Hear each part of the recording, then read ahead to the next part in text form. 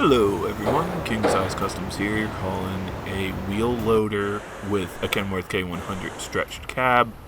Pretty cool truck and a bit of a challenging Are you thing ready for the best backseat drivers you've ever had? We're going to get the truck. Let's get this show on the road. We've got the truck started and we're getting out of here, but you guys are going to see how much of a challenge it is to actually drive this load.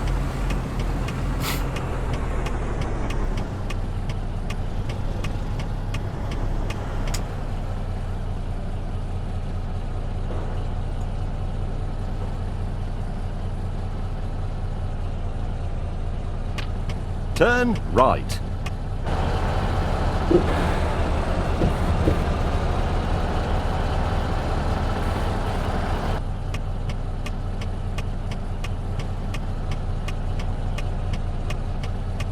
Turn left. So now we're out on the street. That's really not that bad. I try to look back, but I forget that I have a giant stretched cab. This truck is probably typical for something for over road, you know, where you're going from state to state, places where you might need to take a break and you don't have a hotel available to you.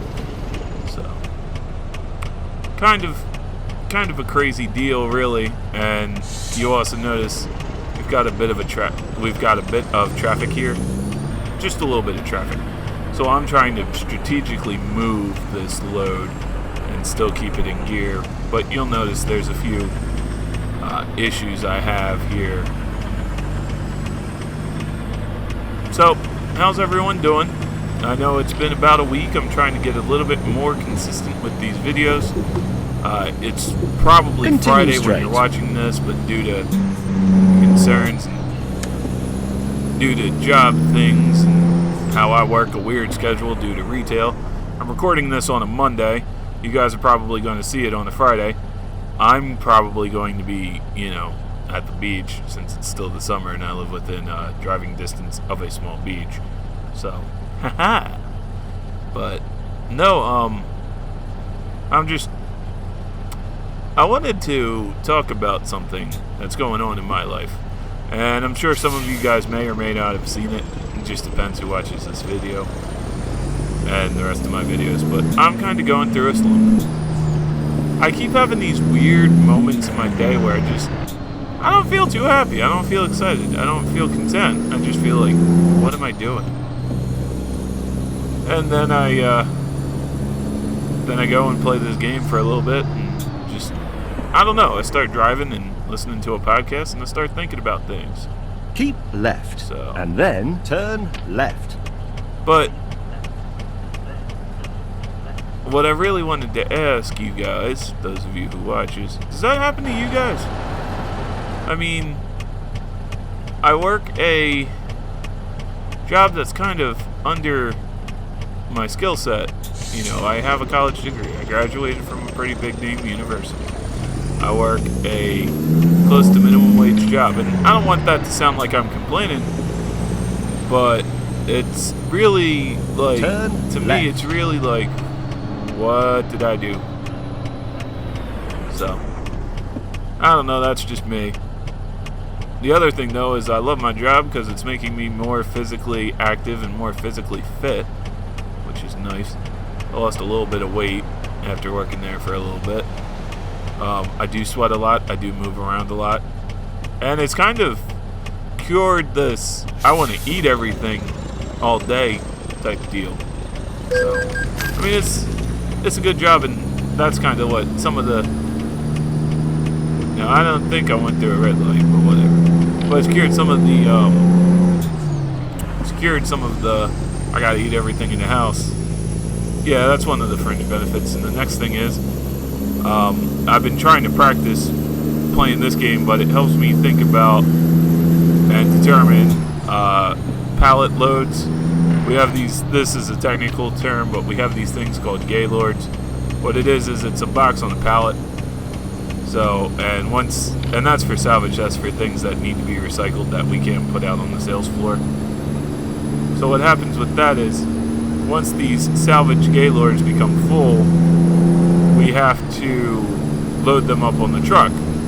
Well, when I started there about 4 months ago, I was too nervous to do any of that, and then within like the first 2 weeks of working there, two of the donor greeters had to clear out this moving truck that somebody had donated, like just goods full of a box truck, and they're like, all right, Kevin, go get a pallet jack, get some pallets, and start making Gaylords. I'm like, okay, what's he want me to do? And then the person who trained me is like, he wants you to go grab a pallet, put it down, and then you're going to go put a box on it. And then they're like, hey, you ever used a pallet jack? I'm like, no.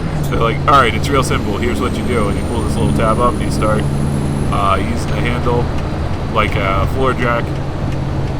And then you make sure that the pallet's lifted off the ground, and then you just pull the pallet jack along. And I'm like, okay. So that was a little while ago, and then Saturday, I was like, well, let me go put this salvage stuff on the truck. So I'm like, all right. So that's the first time, and of course, I get the Gaylord stuck on the ramp up to the trailer of the truck. I'm like, I don't want to ask these people to help me. So I science it, and I'm like, you know what? It's stuck on the incline of the ramp. Let me see if I can get it off the ramp and then just get it up higher. So I do that, and then I end up getting it on the truck, and then the second one gives me a little bit more trouble, but yada yada yada. Fast forward to Sunday. I end up taking it from a tight space in the front of the store and getting it on the truck, and then I end up getting my own salvage. And then I'm like, oh, are we out of pallets? He's like, the person I'm working with is like, no, you can go get them from the back corner. So of course I go back there with the pallet jack in another tight area. So it's like, all right, let me start moving these blue auction carts. They're like big blue plastic tubs on wheels. Move them out, and I get to the tight spot, and it's just dropping off the pallets was too much of a challenge for me. And then the guy who I'm working with is like, oh yeah, by the way, you don't need to pull the salvage up. What you do is you push it up the truck. And I'm like, I don't say this, but I think to myself now, I'm like, well, I wish I had known that. But so that's another little adventure in working at Goodwill retail. I mean, I can't complain. It's a lot of physical exercise, which I hadn't been getting a lot in my life, but I come home tired almost every night. So can't really complain. I get a decent night's sleep. So that's that.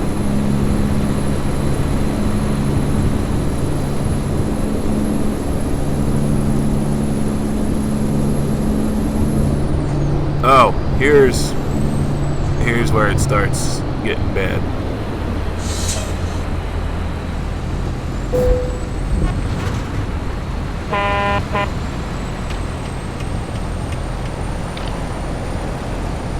So with this, I didn't notice how slow they were going or how fast I was going. So I tried to hit the brakes, and I saw I couldn't really slow down in time or stop in time, and I would have sent that Nissan Maxima into the back of that FedEx truck. So what I do is I pull to the side and just let off the gas. They're on my turn signal, and I hit a little post, a little mile marker, which I'd rather hit a mile marker than a car. And actually, there's the Nissan Maxima. So the other thing too is this voice GPS throws me off a little bit. It's not because it's in meters, which I'm not too familiar with meters or miles anyway. I haven't driven using miles or anything. I used to look at the GPS to see where I'm going. So anyway, there will be another instance where you see kind of what I do. But no, going back to the job, you know, it's not one of the. It doesn't use a lot of my brain. It uses a lot of my body, a lot of my eyes, a lot of my. I mean, there's some analysis to it. If I haven't told you guys yet, I'm a wares pricer. So whatever you donate, I put the price on it at Goodwill. And there is a pricing guide. There is a reason why certain things are priced a certain way, at least for my store. I can't really speak to any other stores because I only really worked for this location at Goodwill. I can't give you the location because I feel that's talking too much about my job, and I'm not sure if they want me, how much I'm allowed to speak about my job. I can't really say anything I can't say anything inflammatory because these guys have already, this job has been really, they've been really nice and really good to me. The other thing too is, I do like where I work. It's just sometimes customers, whether donating or customers who are purchasing things, sometimes get on my nerves. See, here's the little public announcement I want to make with Goodwill, which for a lot of you, this video is going nowhere, so if you're donating something such as shoes, do not mix them in with clothing, please. It'd be nice, you'd be saving your donor grader a lot of time if you rubber band the shoes, like the pair of shoes together. Clothing, smaller, a lot of garbage bags with less loads would be nice. Don't mix in housewares and like kitchen utensils or glass with clothing, because the person who prices that, if it doesn't go to a donor grader and they don't notice, if a person's pricing that, they got to take the time out of their day to actually go put that clothing in a clothing bale. If it's good, they'll put it in a bale. If it's bad, they'll throw it in a gaylord. Also, gently used means barely used. You would not believe the trash that people donate. I mean, it kind of is part of our business model. We do need to have donations to sell, but, you know, if you're going to donate pots and pans, please wash them first. That's all I ask. I don't think it's that difficult. Keep right. I'm also and at right. the location I'm at is right around by. The location I'm at is right by a university. It's actually by the same university I graduated from, so I never really left. But it is just the stuff that people donate. Oh my goodness. Clothes with holes in them, clothes that are stained. One person donated a box of stuff that smelled like it had been sitting in a wet attic for 3 years. Just all mildewy. So. But, again, I should have known this when I signed up for the job. So. It just happened. The other thing, customer-wise, if you're going to Goodwill and you're going to purchase clothes, or you're looking at clothes, please put them back in the rack, on the rack where they go. I can't tell you how many times I've seen clothes just laying on the floor, or people will come out of our changing room with just the clothes and put them on a rack next to our changing room. You know, if everybody took the 2, 3, maybe 5 minutes at most to put the clothing back on the rack, that would save the people who are working the night shift, and I mean the pricers, the donors, the cashier, would save them just a bunch of time, and they'd get to go home about like right after the store closes. Because again, my location, it just depends how nice the store is. If all the clothing is right and back then on the tracks, right, and you know there's no clothing on the floor. There's no clothing on the floor if the bookshelf's all clean.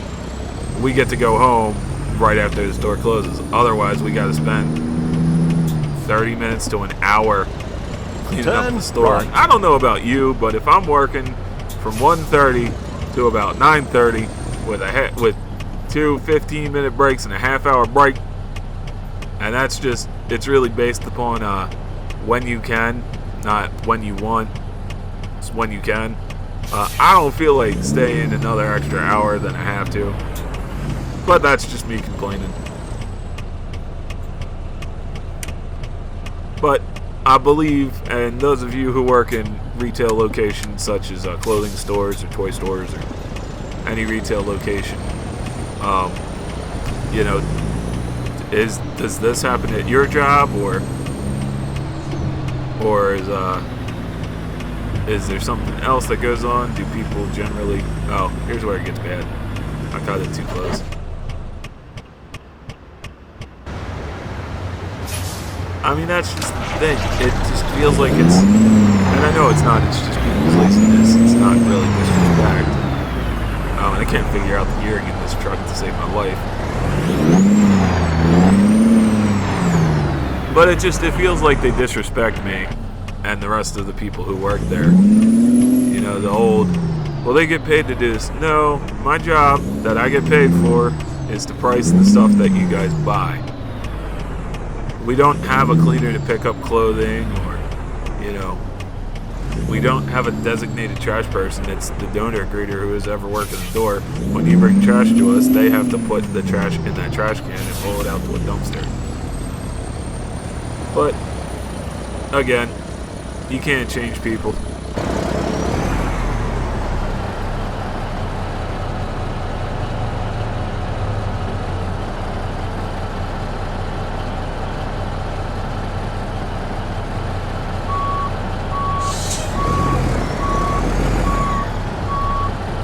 Finally, I learned where the reverse gear is in this. Then I was just out of luck in trying. Now I'm pretty happy with myself here.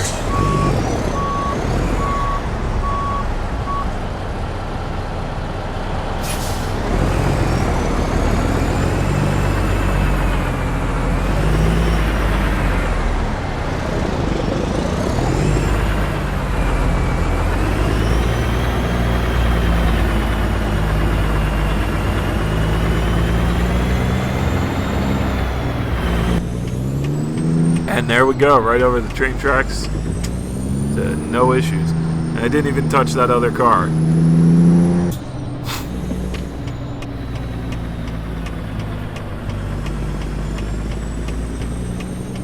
In 200 meters, turn left. Turn left.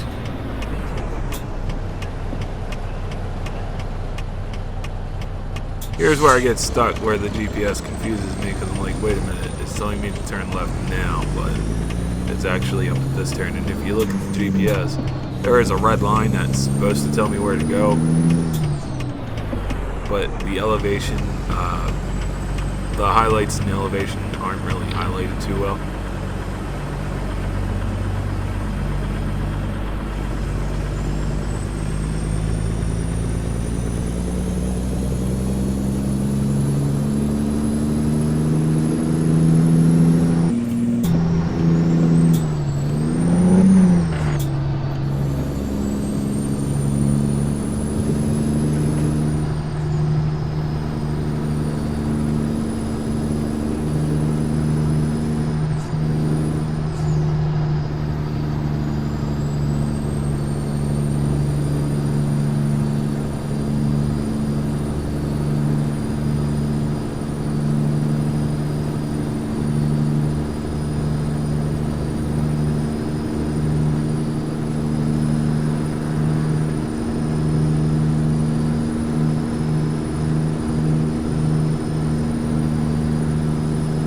We're getting there.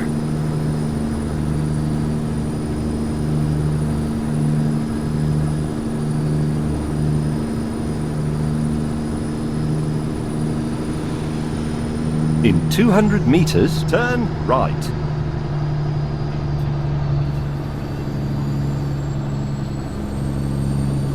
Turn right, and then keep right. There's You where I have should have reached turned your right, destination. but I didn't. Well done, although frankly I did all the hard work. So of course I'm over here looking like, where do they want me to go? So I figure, you know what, it's going to be too hard to reverse this. Keep right, and then turn right.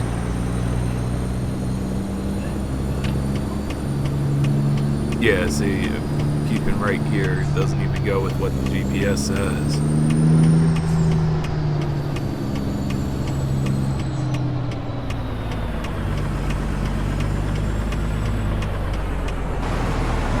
So I busted a U-turn here. And, to make matters worse, yep, there's a limousine behind me.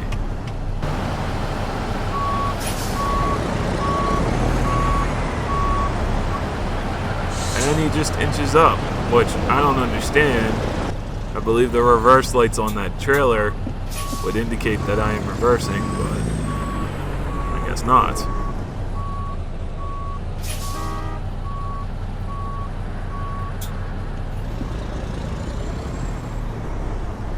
Don't get me all you want, but I'm trying to not hurt you and not damage my truck.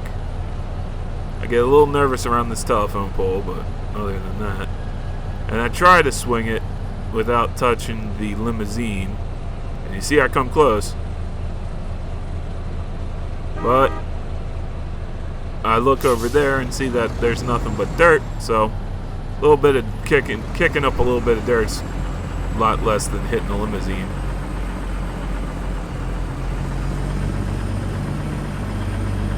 And if you look in the mirror, we don't even touch the limousine. What we do touch, however, and hit is a speed limit sign. Yeah, that's just the speed limit sign, so I was pretty happy with myself. No injuries, no fatalities. Just a little bit of damage to the trailer.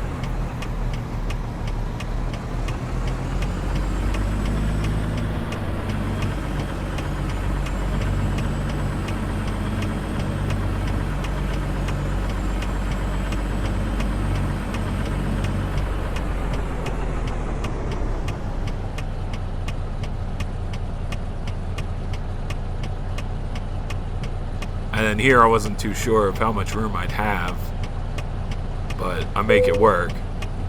I have plenty of room.